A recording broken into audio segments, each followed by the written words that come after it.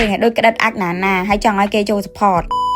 មនុស្ស3ប្រភេទដែលខ្ញុំអាសាជួបជាងគេនៅពេលដែលខ្ញុំលេង Angela ម្ដងរាល់ដងនិយាយតែពីណាចង់វីដេអូនេះគឺខ្ញុំនឹងមកនិយាយពីកូនស្រីទី2របស់ខ្ញុំគឺ Angela មនុស្សប្រមាណប្រភេទដែលខ្ញុំជួបហ្នឹងខ្ញុំជឿថា player Angela ទាំងអស់គ្នាក៏ធ្លាប់ជួបដូចខ្ញុំដែរហើយវីដេអូហ្នឹងខ្ញុំក៏ចង់ផ្ដាំទៅមនុស្សប្រមាណប្រភេទហ្នឹងថាមុននឹងស្រែកថាឲ្យគេហ្នឹងត្រូវដឹងពីរបៀបលេង hero ហ្នឹងផងចាំទៅស្រែកថាឲ្យគេកុំមកដល់អត់ដឹងខ្យល់អីស្រែកទាំងភ្លើអញ្ចឹងមនុស្សប្រភេទទី1គឺខ្ញុំផ្ដោតទៅលើអ្នកដែលចូលចិត្តលេង experience land ដោយសារតែបញ្ហាខ្ញុំជួបហ្នឹងគឺជួបជាមួយនឹង experience land ច្រើនដែរដល់ពេលអញ្ចឹងខ្ញុំលើក focus លើ land ហ្នឹងហ្មងទៅឲ្យតែពេល early game គ្រាន់តែ Angela មាន ultimate ភ្លាមគឺគាត់ចូលទៅវាយគេមួយស្មានដល់ក្នុង turret គេហ្មងតាំងដល់ពេលវាយអត់ឈ្នះគេបកាច់ងាប់បាត់គាត់ស្ដីឲ្យ Angela ថាអត់ចូល support អត់អីចឹងទៅកាប់ទៅកន្លែងហ្នឹងខ្ញុំចង់ប្រាប់ថាអញ្ចឹង ultimate របស់ Angela នៅ early game គឺសំខាន់បំផុតមិនមែនចេះតែចូលទេអ្នកដែលលេង experience land គឺគាត់ដឹងតួនាទីរបស់គាត់ហើយបើសិនជាគាត់ចេះលេង hero នឹងច្បាស់ hero របស់គាត់គឺជា hero បើកមុខអញ្ចឹងលុះត្រាតែមាន team fight អីធំបានគាត់ត្រូវចូលបើកមុខដើម្បីឲ្យគ្នាយើងចូលវាយមិនមែនចូលទៅវាយគេម្នាក់ឯងទាំងបើភ្លើអញ្ចឹងឯងហើយដូចអ្នកទាំងគ្នាដឹងស្រាប់អញ្ចឹងនៅ early game មានដើម្បីណាទៅវាយគេហើយចូលទៅវាយគេភ្លាមឲ្យ Angela ចូលទៅជួយ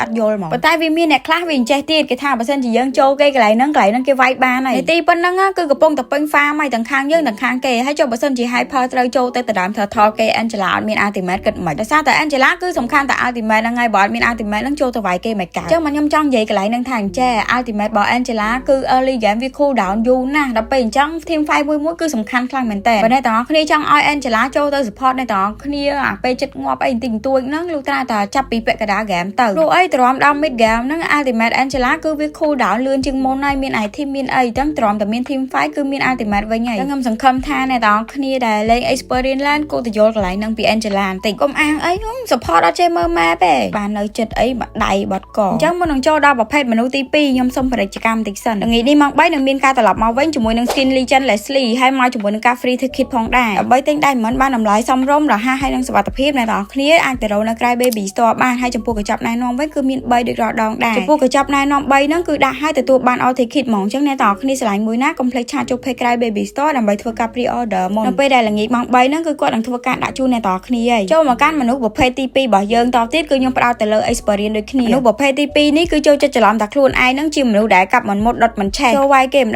ដងសិតតែ1ទល់5ដល់ពេលគេដាក់ងាប់បាត់មកបន្ទោសតែមី Angela បើវាចូលវាយគេវាមិនដែលមើលមុខមើលក្រោយផងហ្នឹងដល់ពេលមី Angela ចូលទៅងាប់ដោយទាំងមី Angela ទៀតឲ្យតែឃើញ gap ណាមាន Angela គឺថាកើតអ្នកក្លាហានមួយរំពេចហ្មងចូលវាយគេតែឯងដូចរឿងរីពេលខ្លះហើយផលកំពុងតែស៊ីបើវាទៅបើក team fight ម្នាក់ឯងហើយចង់ឲ្យ Angela ចូលដល់ពេល Angela អត់ចូលជេរយកបដ ហើយចុះបើមី Angela ចូលទៅគ្មានជួយបានស្អីទេក្រៅពីងាប់ទាំងពីរហ្នឹងនិយាយរួមទៅពេលដែលខ្ញុំលេង Angela គឺខ្ញុំ support ពីវាពីកាលហើយចាប់ពី mid game ទៅមិនថាតែងមិនថា mag អីគឺខ្ញុំ support ទាំងអស់ហ្មងឲ្យតែថាគាត់ចូលទៅវាយគ្នាគាត់ចិត្តងាប់ចិត្តអីមើលតែថាគាត់ឈាមតិចជាងគេគឺខ្ញុំចូលគាត់ហើយតែគ្រាន់តែថាអ្នកខ្លះវាខុសកលៈទេសៈហើយចង់ឲ្យយើងចូលជួយអាណាជួយកើតឆ្ងល់ដែរចូលមកដល់អាប្រភេទទី3គឺអាប្រភេទចុងក្រោយនឹងរៀងសាហាវបន្តិចលេងឲ្យដូចក្តិតអាចណាហើយចង់ឲ្យគេចូល support វាយគេមិនដែលងាប់តែខ្លួនឯងមកងាប់ឲ្យតែវាចូលវាយគេលើណាគឺមិនដែលបានឃ្លាលេមានតែងាប់ខ្លួនឯងដល់ហើយវាឲ្យយើងចូល support វាហើយចូល support តាមប្រហោងណាអញ្ចឹងមិនថាអាប្រភេទទី3នឹងរៀងសាហាវបន្តិចឯងរបៀបថាខ្លួនឯងលេងអត់កើតតាំងពី early game ដល់ពេលពាក់កណ្ដាល game ងាប់កាន់តែច្រើនទៅវារោលេសថាមកពី Angela អត់ជួយវាហើយបើថា game ហ្នឹងយើងចូលទៅលេងមាន partner មានអីទៀតហ្នឹងវាចាប់កំហុសយើងដល់ចាស់តែគេបោះសម្ដីមកថា Angela support តែសងសាខ្លួនឯង Angela អត់មើល map អីចេញចុះទៅអើយនិយាយទៅ